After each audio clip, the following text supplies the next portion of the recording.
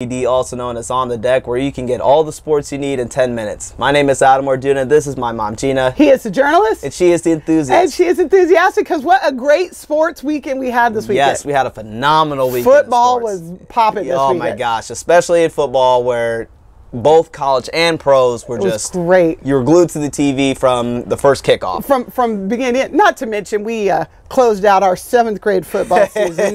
That we did. They had the best team mom ever. They did. We had a phenomenal season. We had a great team mom. Nobody cares about that. Nobody cares about that. You know, we like to give the updates, so yeah, that's good. So we're going to go ahead and talk about college football. Yes. As we mentioned, there were some great games this weekend. Especially within the top 4. Yes. As far as the rankings go, the new rankings, the new college football rankings haven't come out yet, but obviously the AP and the coaches polls have already been established for this week, but we'll find out tomorrow, meaning Tuesdays, because that's when they come out on what's going to happen for the new placement for these teams. And so we want to run down just a list. Well, okay, yeah. Before we get to that, go ahead. Yeah. Well, we got to tell you who was in the Final Four, yes. who had made it if the playoffs happened.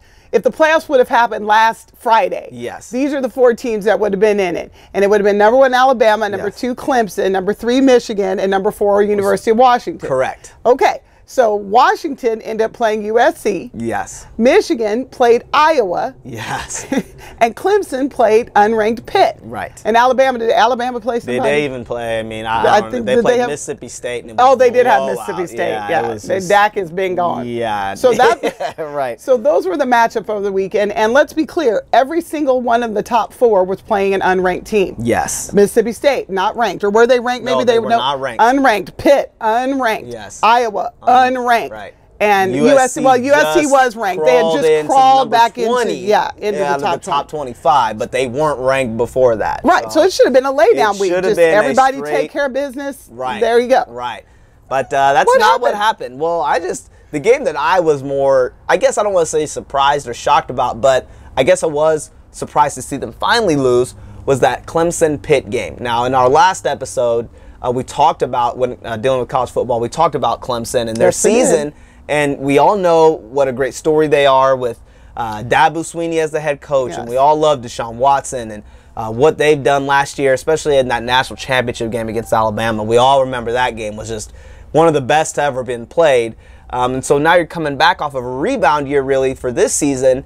And they're still winning games. They were undefeated. They play in the ACC. They beat Louisville. And so right now it seems like, hey, this team is right where they picked off last year. And so here they come and they play Pitt. They're actually at home, and Pitt's got nothing to lose. They're 5-4. They've got an inspirational story within one of their players who beat cancer and is now a big-time leader for their team. And so they're kind of going on, we have nothing to lose. And Clemson is like, we have everything to lose, basically. We've been barely winning these games all year. And so here comes a really tough team, a Pitt team that traditionally is pretty good. And they ended up losing. So to me, I thought that was a surprise because they lost in the last seconds to a field goal.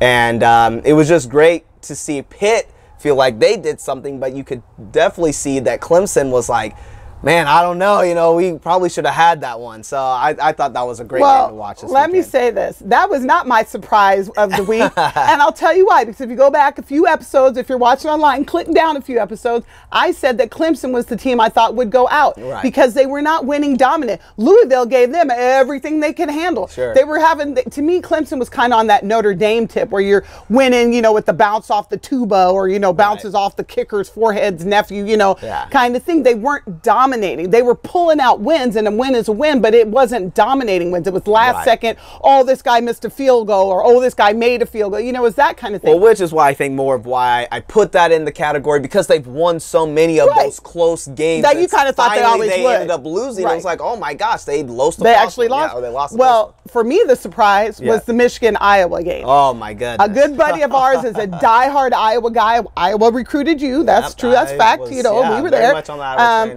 But Iowa lost to North Dakota State, started out their season with a loss to an FCS school. True. And a good FCS school at that, but they lost at home to North Dakota State. And they've just been bumbling along, getting embarrassed. So our buddy was just like, I don't know if I could even watch this. They're going to get humiliated by Michigan. How good Michigan is. We were texting him, and you know what I texted him back? I said, first of all, I don't think anybody's going to get more humiliated than Nebraska did 2 weeks ago against Ohio State. 65-3, whatever.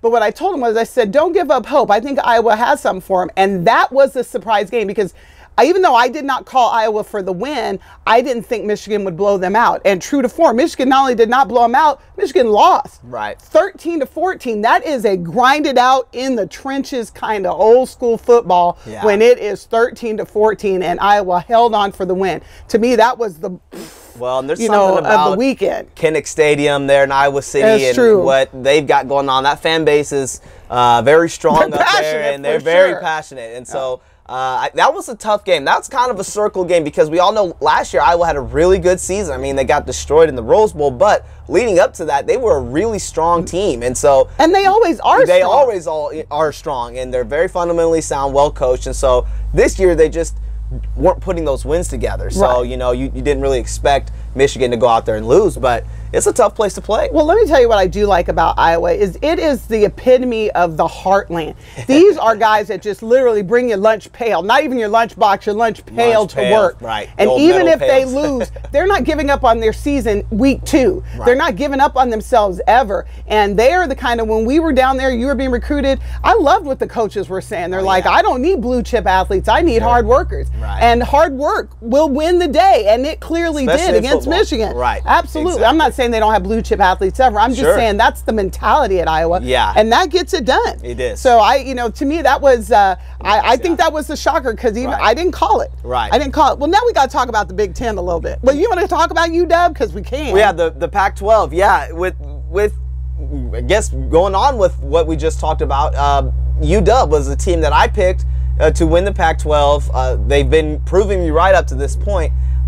This was kind of a gotcha game as well.